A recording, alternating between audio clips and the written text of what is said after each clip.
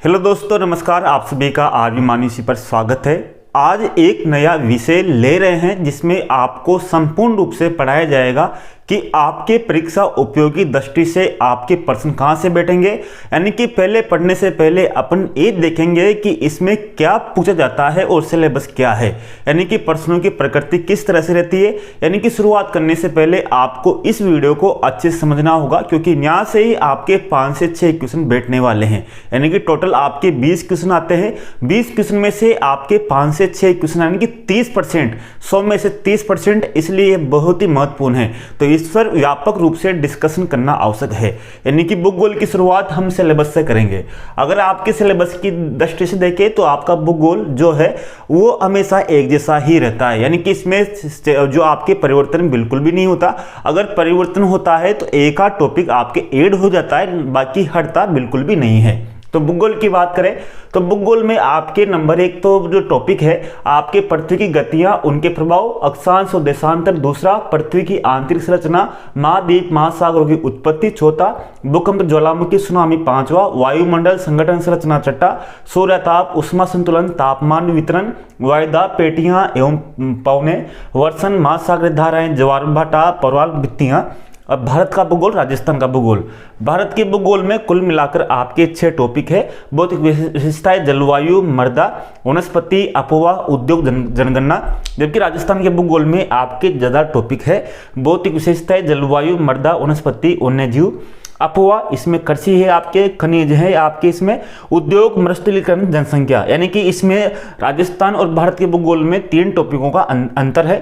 जैसे भारत के भूगोल में आपके कृषि नहीं है, आपके खनिज नहीं है और मरुस्थलीकरण नहीं है। यानी कि इसमें आपको भारत के भूगोल में 3 चीज़ों को नहीं पढ़ना है और राजस्थान के भूगोल में आपको इनको पढ़ना है।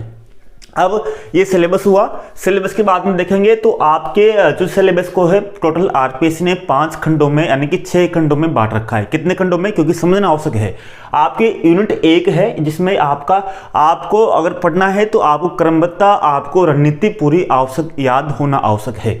अगर यूनिट 1 की बात करें तो यूनिट 1 में आपके 2 टॉपिक आते हैं, पृथ्वी गतियां, उनके प्रभाव, अक्षांश और देशांतर रेखाएं। यूनिट 1 में ही आते हैं। दूसरी यूनिट में आपके भी 2 टॉपिक आते हैं, पृथ्वी की आंतरिक संरचना, महाद्वीप महासागरों की उत्पत्ति, भूकंप, ज्वालामुखी और सुनामी। यानी कि यूनिट 2 में आपके 3 टॉपिक आते हैं, पृथ्वी की आंतरिक संरचना, महाद्वीप महासागरों की उत्पत्ति, भूकंप, ज्वालामुखी और सुनामी। ठीक है।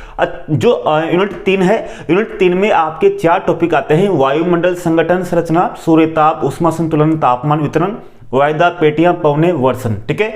यूनिट 3 में 4 टॉपिक आते हैं। इसी तरह आपके यूनिट 4 में केवल आपके एक ही टॉपिक आता है, महासागरीय धाराएं, ज्वार भाटा, प्रवाल भित्तियां। ठीक है, यूनिट 4 में।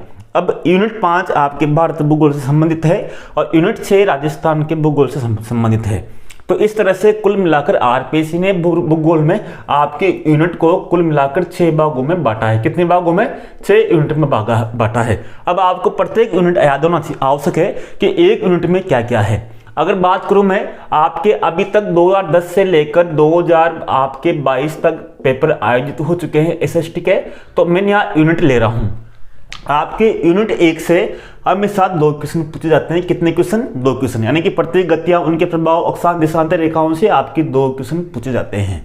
यूनिट 2 से 3 क्वेश्चन आते हैं। यूनिट 2 ये वाली है, यानी कि 3 टॉपिक है इसमें, इनमें से आपके 3 क्वेश्चन आते हैं। ठीक है। अब यूनिट 3 में आपके भी 3 क्वेश्चन आते हैं। यूनिट 3 ये आपकी है जिसमें 4 टॉपिक है आपके, आप देख सकते हो यहाँ पर। इसके बाद में यूनिट 4 से आपके 2 क्वेश्चन आते हैं हमेशा, महासागरीय धाराएं, ज्वार भाटा, प्रवाल भित्तियां से आपके हमेशा 2 क्वेश्चन आते हैं। यूनिट 5 से 5 क्वेश्चन आते हैं भारत का भूगोल से, और यूनिट 6 से आपके 4 क्वेश्चन आते हैं। इस तरह से आपके टोटल 19 क्वेश्चन आते हैं भूगोल में। अगर बात करें तो इन सभी को, पृथ्वी गतियां से लेकर आपके महासागरीय धाराओं तक, इन सभी को बोलते हैं भौतिक भूगोल। क्या बोलते हैं इनको?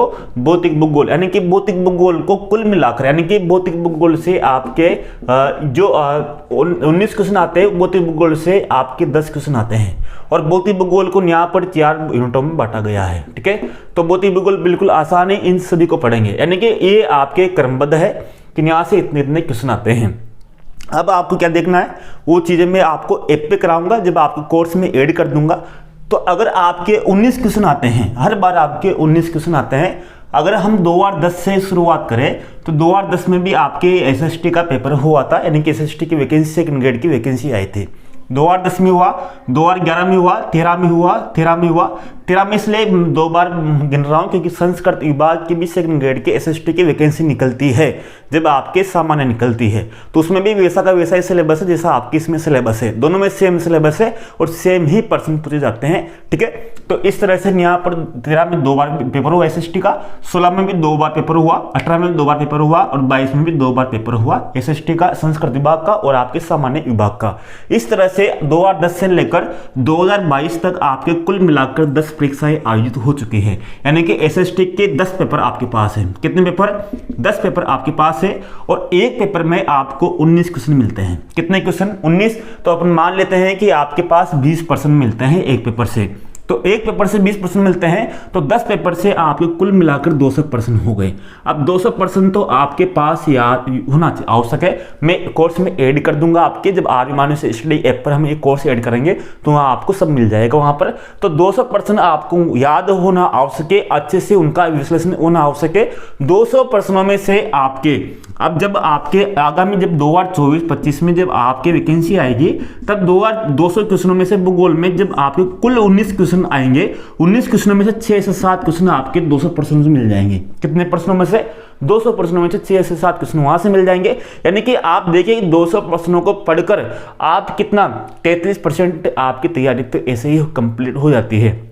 लेकिन मैं आपको सबसे बड़ा सुझाव ये दूंगा कि 6 से 7 क्वेश्चन तो आपको वहां से मिलेंगे सही, लेकिन पहले आपको संपूर्ण सिलेबस का अध्ययन करना है, पाठ्यक्रम का अध्ययन करना है, यानी कि आपके विस्तार से आपको पढ़ना है जो मैं आपको पढ़ाऊंगा। यानी कि आपको इन सभी टॉपिकों के बारे में अच्छे से विस्तार से पढ़ना है, जैसे पृथ्वी गतियां, उनके प्रभाव, अक्षांश, देशांतर, पृथ्वी की आंधी, सबके बारे में आपको विस्तार से पढ़ना है। बाकी कौन से क्वेश्चन किस टॉपिक से किस तरह से आए, इन सभी क्वेश्चनों को मैं आपके वहाँ कोर्स में ऐड कर दूंगा ताकि आपको वहाँ पर ईजी रहेगा।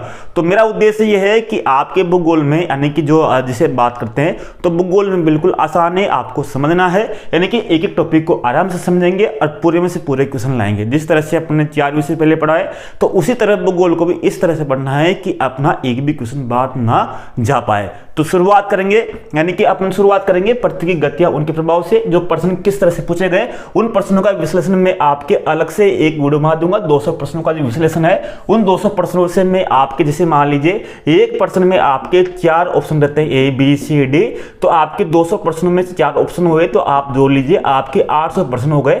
तो 800 प्रश्नों का विश्लेषण मैं आपको अलग से दे दूंगा ताकि आपको मिल जाए। पहले तो हम पृथ्वी की गतियां इनका संपूर्ण कोर्स करेंगे ताकि आपके जितने भी डाउट है वो आपके सब क्लियर हो जाए और आपको पूरा सिलेबस याद होना आवश्यक है। तो कल से नई कक्षा शुरू करेंगे। धन्यवाद, नमस्कार, जय हिंद दोस्तों।